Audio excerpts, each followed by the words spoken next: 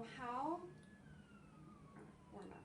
So tell me, what is your story and what is driving you to do your work? Well, I really believe my story is that I've just really tried to.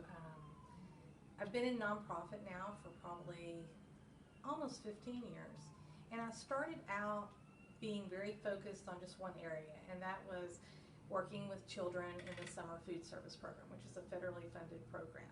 And as I became more experienced with that program, I really saw this connection between children having access to food and how important that was, and not only just food, but it needed to be healthy food.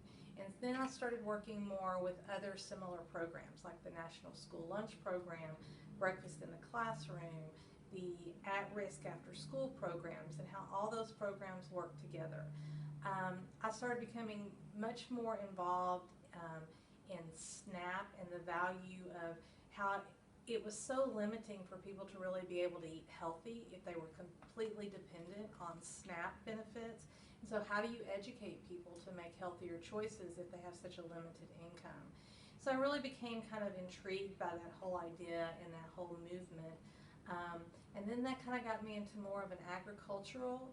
I started working with Farm to School with Dallas ISD. And I'm just seeing this overlap of all of these programs that obesity is reduced when you start getting back to kind of the roots of your food, when you're eating food in its more natural state. And anybody can get food in that natural state if they understand agriculture, if they understand how to grow, even if they just have a patio garden. So I see when I look at farm to school, when I look about that, it doesn't necessarily have to be commercial farming. It's even just people being more connected to their own food. And so that's really kind of where I am now. I'm, seeing these connections between food access, between hunger, between obesity, between getting back to the natural state of your food. And so I try to look at it in a holistic way, how all these programs can work together. So how is the work you are doing and seeing maintaining poverty or attempting to resolve it? I believe that what I'm firsthand involved with is really resolving poverty, or at least resolving the issues that are facing those that may be in poverty. I mean, I think poverty is such a multifaceted and deep-rooted but issue that not any one thing is going to resolve it or fix it.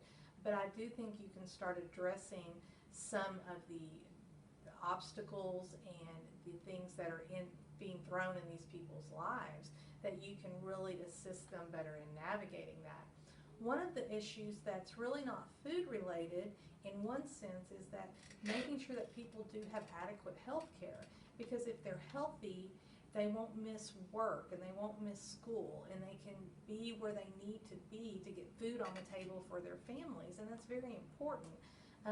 The Affordable Health Care Act and having access to health care, I'm doing a lot of work around that, just helping people get enrolled and get coverage.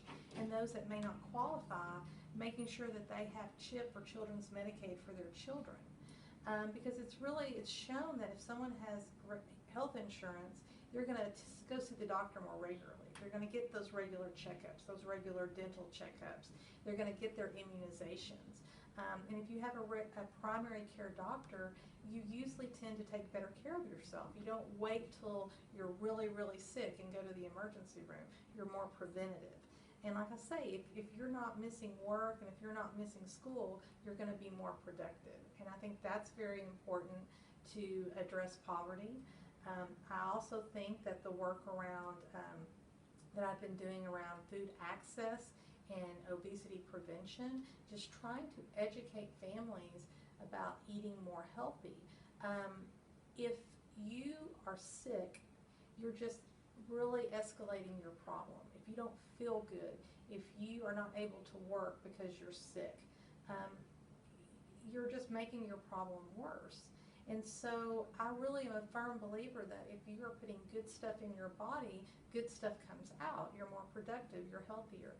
And so I really do think it's important to address this with people, that if you eat healthier, you're going to feel better and you're going to feel like exercising your mind more, being more physically active. So it's just all related to one another.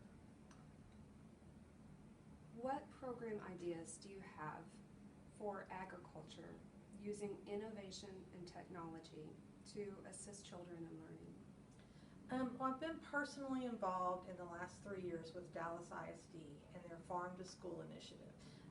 I personally wrote their planning grant and their implementation grant, and I've been very closely involved with them as they execute both of those grants. We just received the implementation grant in November of 2014, so we're just at the very beginning of implementing it. Some of the innovative things that they are doing is really trying to make farm to school more of the school culture.